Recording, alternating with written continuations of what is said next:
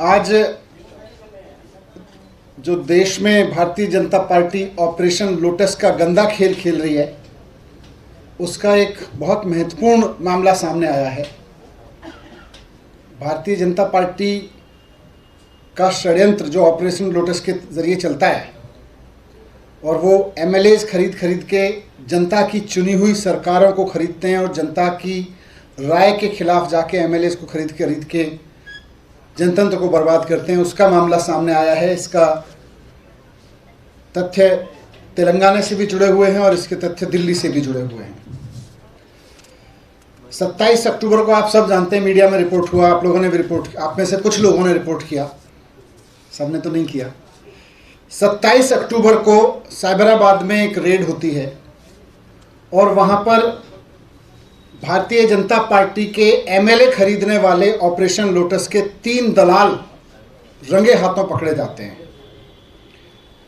100 करोड़ रुपए के साथ पकड़े जाते हैं। उन दलालों के ये फोटोग्राफ हैं, मैं आपको दिखाता हूँ। ये तीनों लोग जो इस फोटो में हैं, ये तीनों दलाल भारतीय जनता पार्टी के ऑपरेशन लोटस चलाते हुए 100 करोड़ रुपए के साथ एमएलए खरीदने के लिए ले गए, 100 करोड़ रुपए के साथ पकड़े गए। ये तीनों दलाल हैं रामचंद्र भारती, सिमैया और नंद कुमार। तो रामचंद्र भारती जी को स्वामी भी कहते हैं क्योंकि इनका नाम आगे आएगा, ये स्वामी हैं। और ये 4 टीआरएस के एमएलएज को 100 करोड़ रुपए देकर खरीदने की कोशिश कर रहे थे, उसका षड्यंत्र कर रहे थे। रंगे हाथों पकड़े गए तेलंगाना के एक फार्म हाउस में। अब ये कौन लोग हैं, जरा इनको देख लीजिए कि इनके संपर्क किस किस तरह के लोगों से हैं। ये देखिए,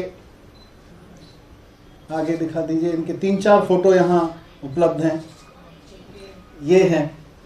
तो ये भारतीय जनता पार्टी के अंदर इनकी कितनी पहुंच है, किस तरह के नेताओं के साथ हैं, ये भी साफ दिख रहा है।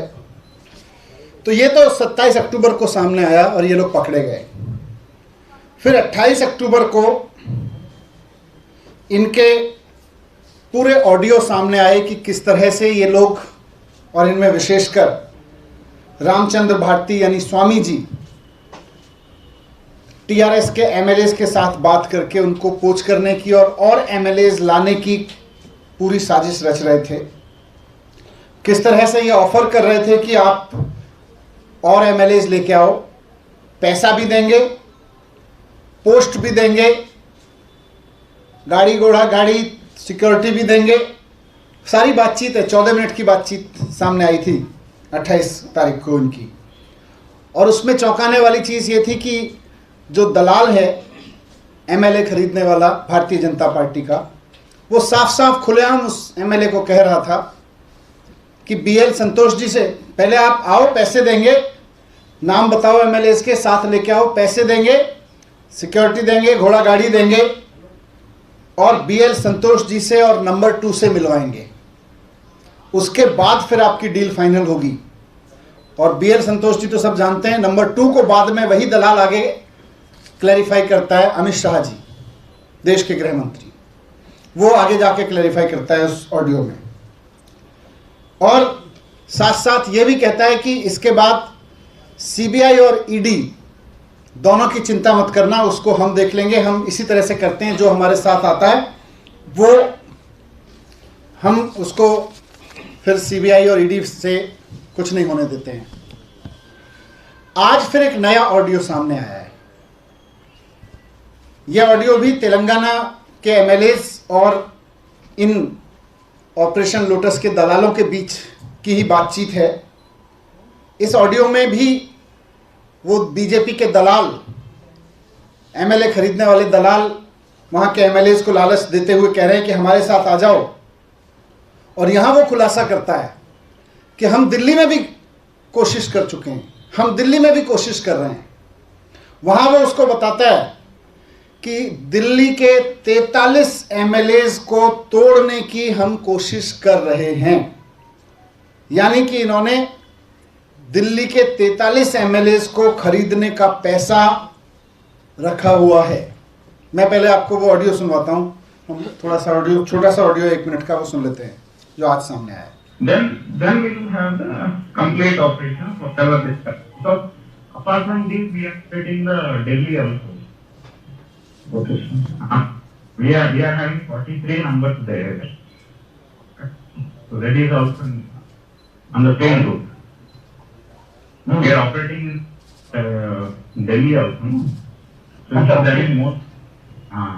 We have 43 numbers. So they will retain their membership. Okay. Then what we will do? I will be there on 22. And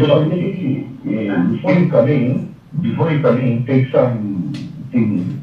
I know what in the morning itself we had a 1 hour discussion with both the people. Shah and asking about that was telling, no? Underline is okay. Underline is okay for you. Okay. वो बता रहा है कि 1 घंटे हमारी बातचीत हुई है।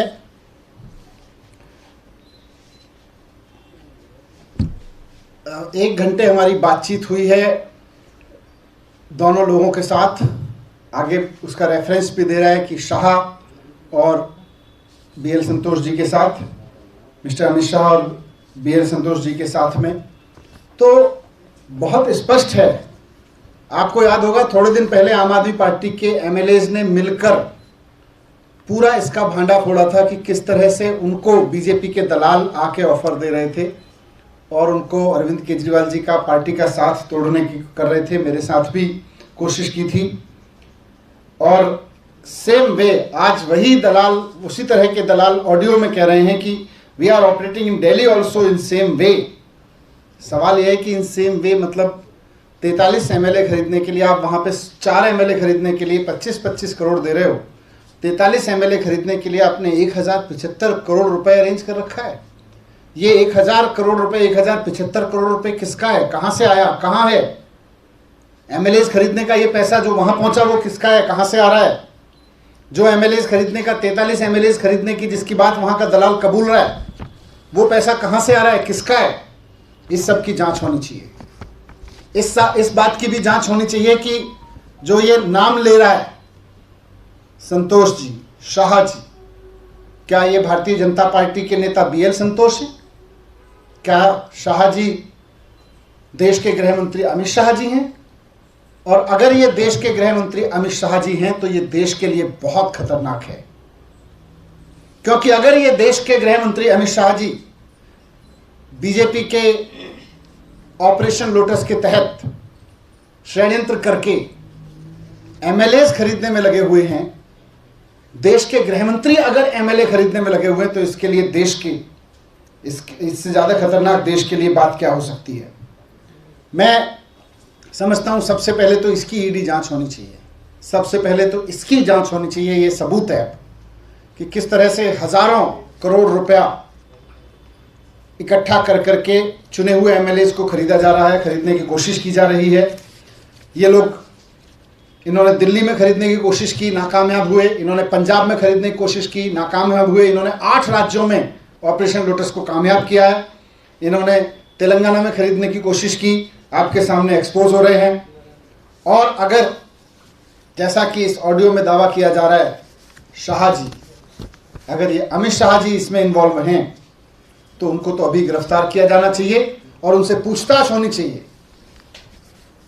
क्योंकि अगर एक MLA खरीदते हुए दलाल पकड़ा जाता है और पुलिस की गिरफ्त में है और उसके ऑडियो में देश के गृह मंत्री का अगर नाम आ रहा है, तो ये देश के लिए, पूरे देश के लिए खतरनाक चीज़ है। पूरे देश की सिक्योरिटी के लिए, पूरे देश के भविष्य के लिए खतरनाक चीज़ है। इसलिए मैं समझता हूं कि तुरंत अगर ये वही शाह हैं, अमित शाह जी, तो इनको गिरफ्तार होना चाहिए तुरंत और इनसे पूछताछ की जानी चाहिए और इनको गृह मंत्री के पद से हटाया जाना चाहिए। Thank you.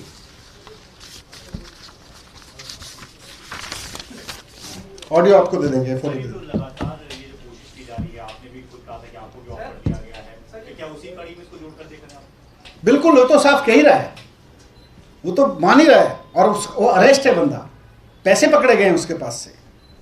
Thank you. Sir, ये कैसे एस्टैब्लिश करेंगे आप लोग कि गृह मंत्री का नाम ले रहे हैं आप लोग तो ये कैसे एस्टैब्लिश होगा कि जो शाह हैं वो गृह मंत्री हैं और अरेस्ट की जो मांग कर रहे हैं वो किस तरह से उसको सब्सटैंशिएट करेंगे? तो अगर ईडी और सीबीआई को थोड़ी सी फुर्सत मिले तो पता चल जाएगा कौन से शाह जी के नंबर है उनके पास में।